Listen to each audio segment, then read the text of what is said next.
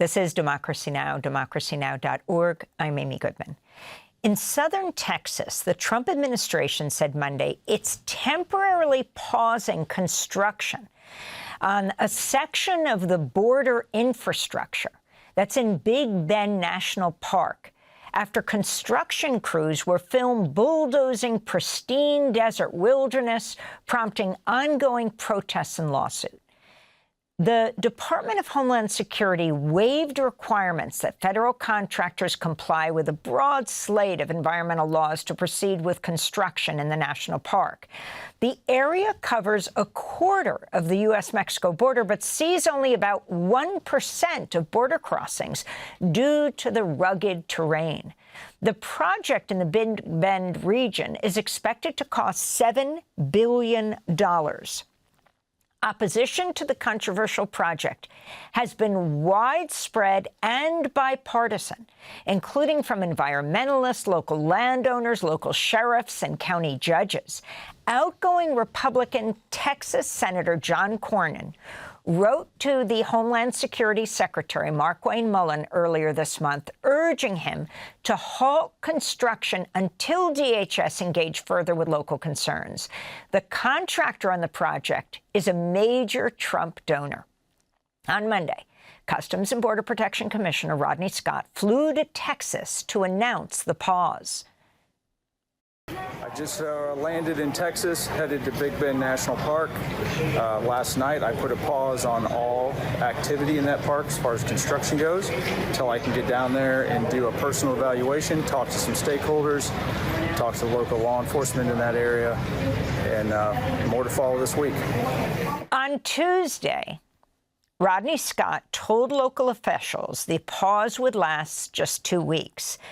In a statement, campaigner Laiken Jordahl of the Center for Biological Diversity said, quote, "We won't rest until the contracts are canceled, the waivers of law are rescinded, and the bulldozers are sent packing for good," unquote. We go now to Texas, where we are joined by Laiken Jordahl, a national public lands advocate with the Center for Biological Diversity. Laiken used to work at Big Bend National Park on wilderness stewardship issues. I mean, Big Bend, I think it's something like the size of Rhode Island. We're talking about a massive area. Now, Laiken, you're not usually siding, maybe I'm wrong, with the local sheriffs, with the Republican senators, but this is across the political spectrum. I mean, you had local sheriffs and the governor of Texas, Greg Abbott, both claiming they were responsible for this pause, wanting to take credit. Talk about what's happened here. Good morning from beautiful Big Bend, Amy. This movement that we have built is a force to be reckoned with. I think the administration made such a massive miscalculation when they sicced their bulldozers on this great American national park. We have seen local sheriffs who are extremely conservative, border security experts come out and oppose this thing. We've got Republican state house reps on our side. This pause is welcome news. It shows just how nervous the administration is about this resistance.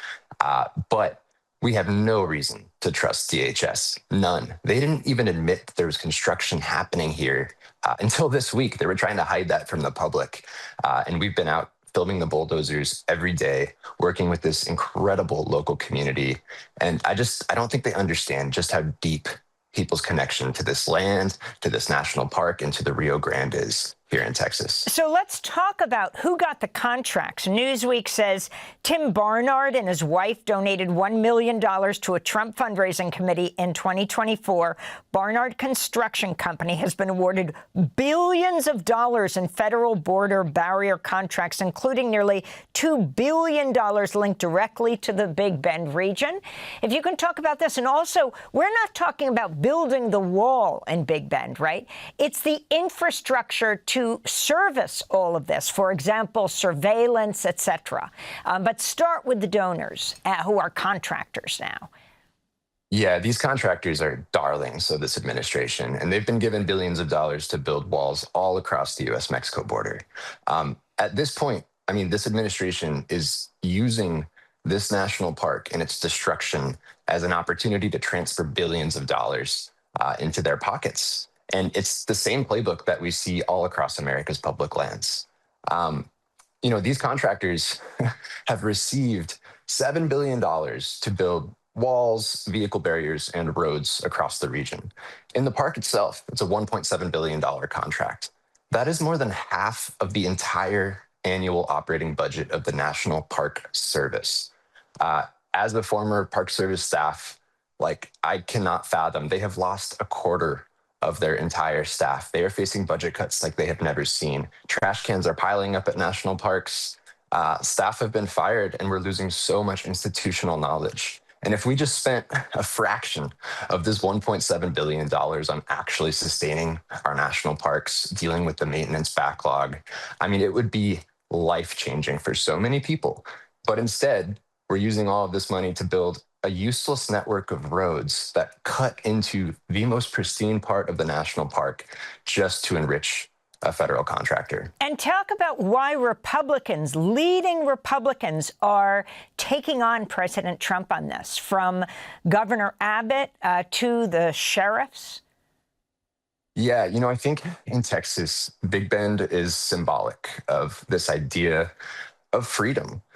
This place, this national park, it changes you once you've been here. And Republicans are not immune to that love for the land. It's been incredible to see them speaking out. I think in a lot of cases, it's too little, too late. But it's nice to have Abbott trying to claim that he's responsible for this. There's also, a ton of wildlife out here. There are game species. The Texas backcountry hunters and anglers have been working with us on this project. So everybody loves this place. Everybody loves the river.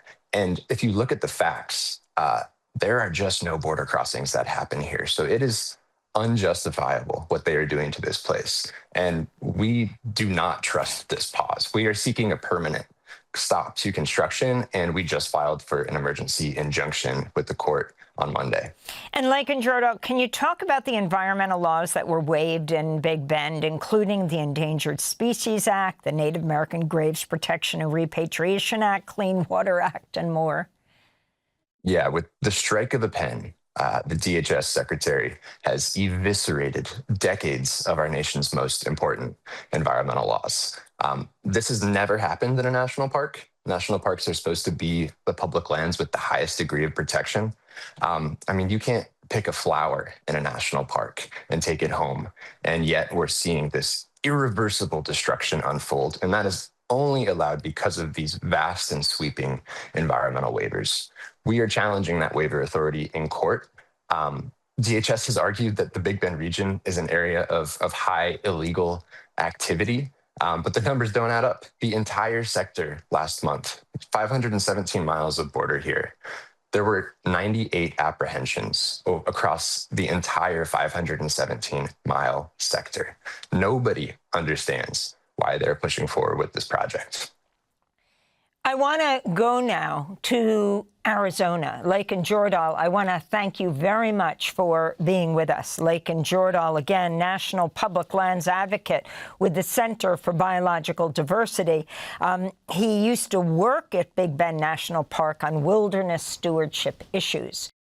Thanks for watching Democracy Now! On YouTube. Subscribe to the channel and turn on notifications to make sure you never miss a video.